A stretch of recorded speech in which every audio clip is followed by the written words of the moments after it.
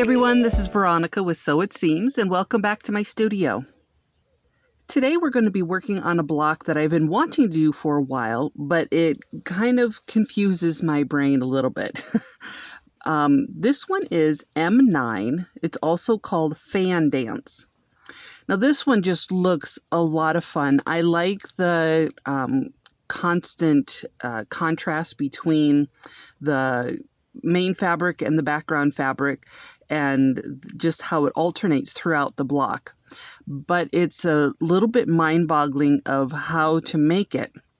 For this block, I am going to be doing some strip piecing, and so my stitching is going to be a little bit different in that I'm going to be doing some back stitching throughout the stitching line because I'm going to be doing sub-cutting throughout the block and then sewing it together. And when you're doing it on a sewing machine, it works well because the stitches are much closer together. Hand stitching, our stitches tend to be further apart and with the running stitch. So we're not going to be doing a running stitch this time, and I will show you what I'm doing when I get to that point. But first, let me show you the fabrics I'm going to be using. My main focus fabric for this block today is going to be this blue fabric with tiny little white flowers on there. And then my background fabric will be my muslin fabric. For our first step for this block, we're going to cut 3 strips from each fabric.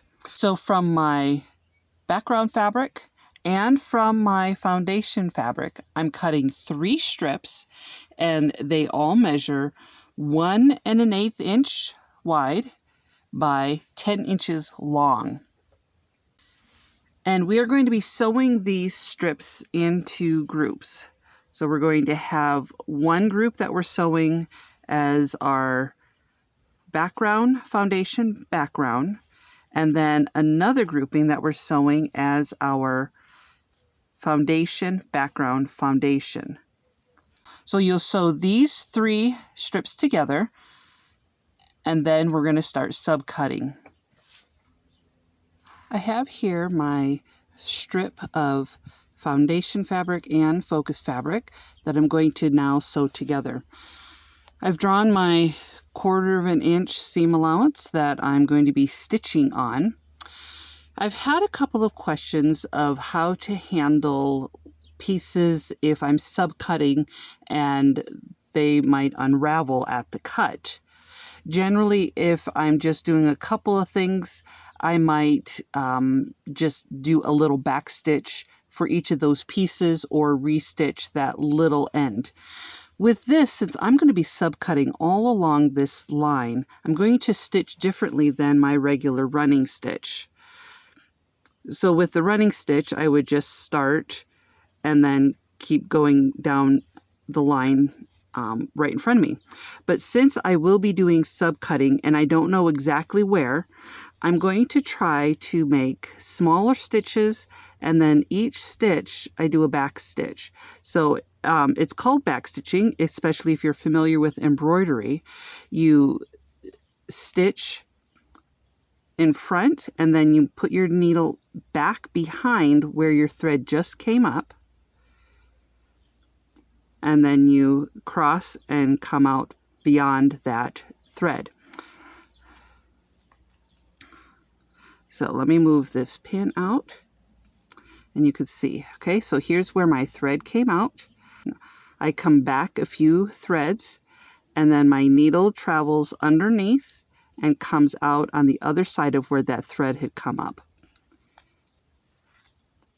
And I just continue to do that all down the line. And what this does, this helps to kind of knot my thread as I'm stitching. And I do want to make my stitches somewhat smaller than I would if I'm doing a running stitch, just because I am going to be cutting these pieces and I don't know exactly where. So for all of your stitching, for all your lines on these 2 3-strip units. Just do the back stitching all the way down, and that should help create a better seam for when you're cutting. The 3-strip sections have now been sewn together and pressed. Make sure that when you're pressing your fabric, you're pressing toward the dark fabric. This way, when we start subcutting, things will be able to nestle up well. We're taking a look back at the book because our next step is to make a template. It has been a day since the last section, so now my nails are done, but we're going to continue. What we're doing is making a template of a triangle of 1/8 of the block.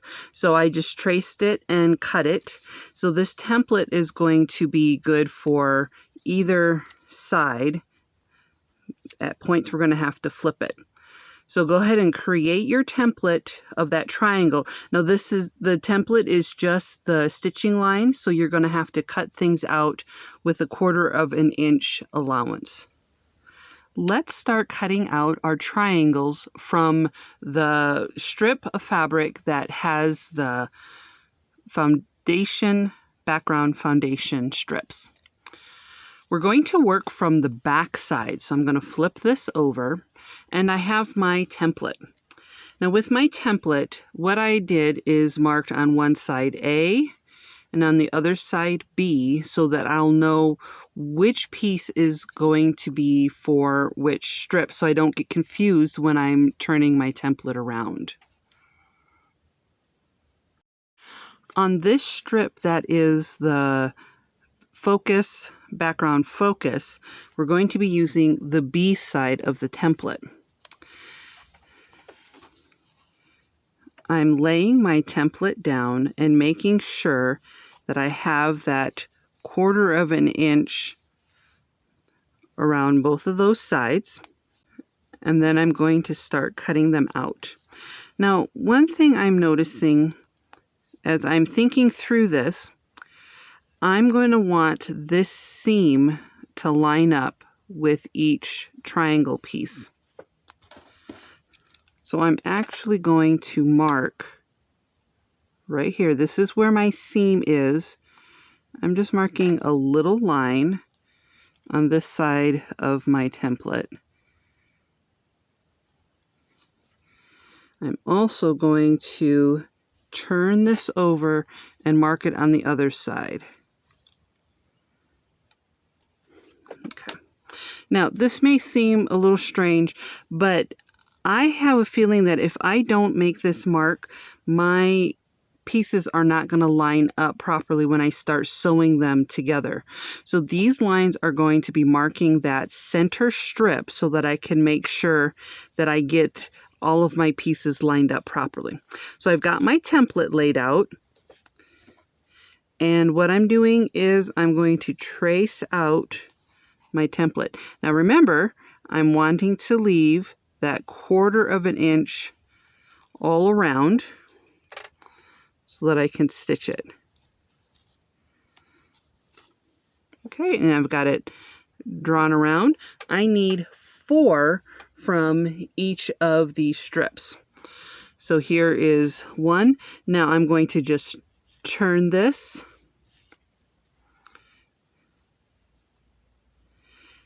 And see, I've got my lines now are lining up. Make sure you have that 1/4 inch. My 1/4 inch is about there. So we're going to trace this. Now the only reason I can turn this around like this, it's going to be in the same direction as all of the pieces, but it won't take up as much fabric.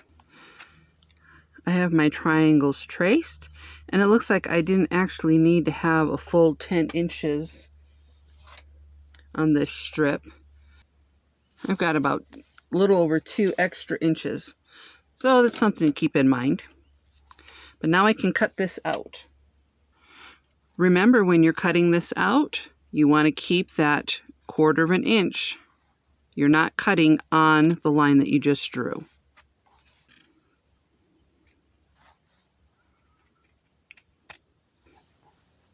And when we turn them all over, they're all going to be the same direction and the same shape. Now let's do the same thing with our other strip. Now, instead of the B side, we're going to be working on the A side. We're going to do the exact same thing. Remember, we've already drawn those lines so that we know where our center should line up. That's really going to make it so much more helpful. Now let's do the same thing.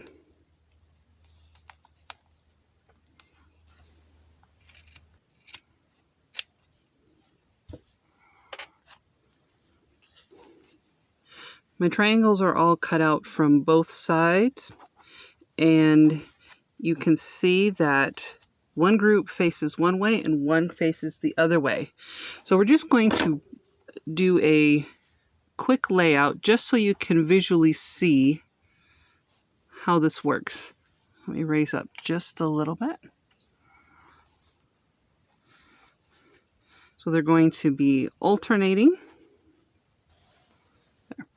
Now, there is a gap in the center. That's just because we have seam allowances that haven't been dealt with. I have run into a problem, and I'm going to show you what I've done. Let's first take a look at Jane's block. If we look at her block, we see that with this pinwheel effect here, we have our corner here where it's the background, main fabric, background.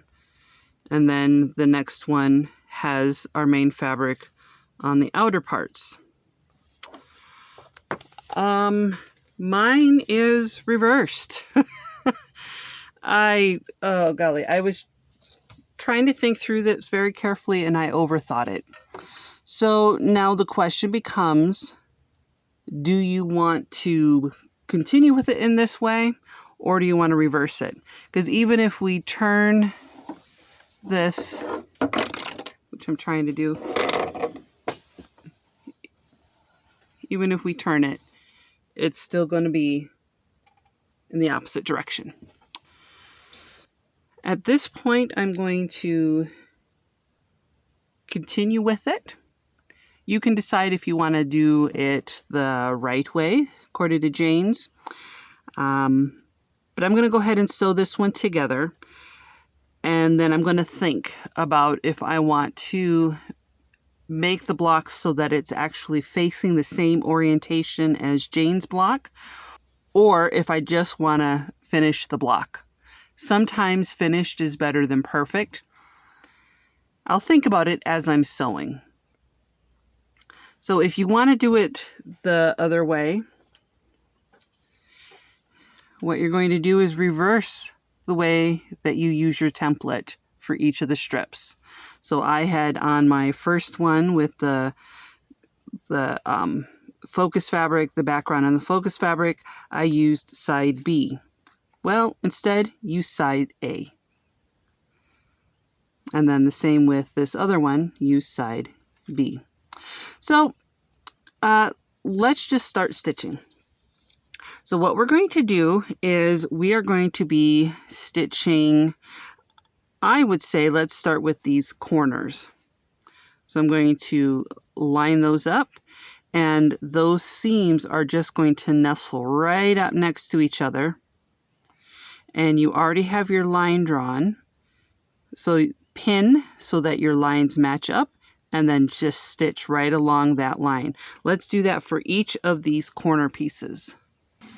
When we're sewing these two pieces together, we want to make sure that our seams are matched up as perfectly as possible so that it gives a nice visual for the entire block. So we're going to put our pieces together, and we have our lines, but first our important points are going to be right at these seam lines here. So I've put my pieces together, and since they've been pressed properly, I can feel it just kind of nestling right into spot. So I'm going to put my pin right into that seam, make sure it's coming out. Now I have to adjust this because it's not on that line. There, now it's coming right on that line. Ouch. Keep it together. And then I'm not putting my pin all the way through yet until I get my pin on this side. Once again, right through that line, right on that seam. Oh, see? And I have to adjust this just a little bit. That's why I don't put my pin all the way through the fabric, all the way through the piece until I'm done, in case I need to shift. Okay, so that is lined up. Now I'm going to pin right along that seam there. Okay, so now I've got this completely lined up. I'm going to do the same at each point. My point is here. I want to make sure I get the point on the other side. I have to adjust just a little bit. There, we've got the point. And then we're going to get the other point. Oh, this one is off. Now I'm ready to stitch right along this line. I'm not going to be cutting this, so I'm going to go back to doing my running stitch. All 4 corner units are sewn, and you can open them up and see. Now with pressing these, the best way to do that, we don't have light to dark, it's mixed up. So the best way to press these is going to press them all in the same direction. And look how nicely those fabrics line up. Once again, I'm going to lay these out.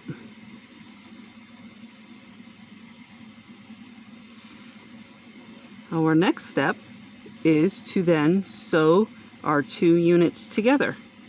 So once again, we're going to do the same thing.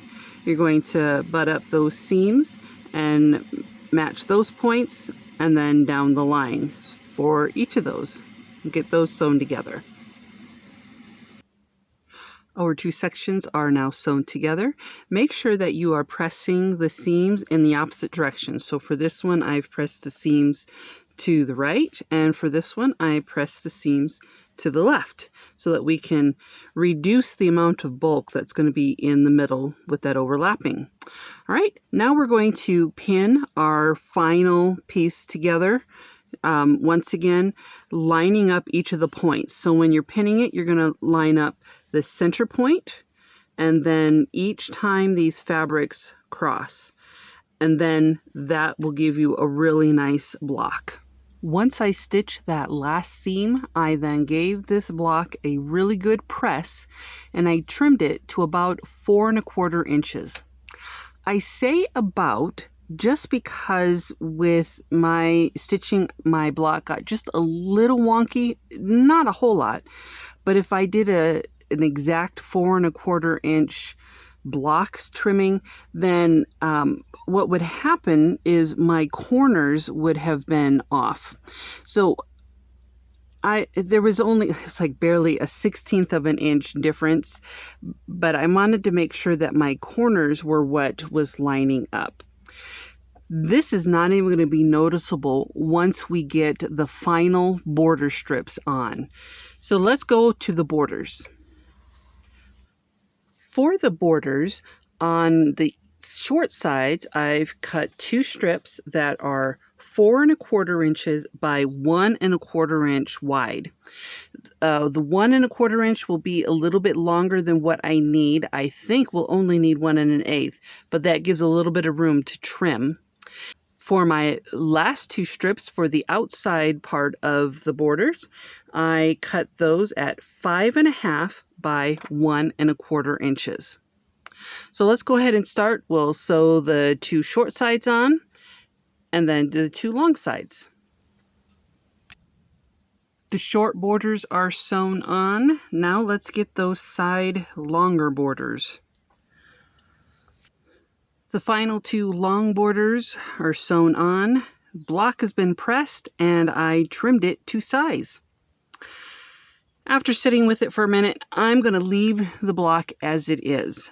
I could remake it to get the pinwheels going the other way, but in the long run, I don't care. It's such a minor thing that it's not going to make a big difference, and I don't think it's going to bother me.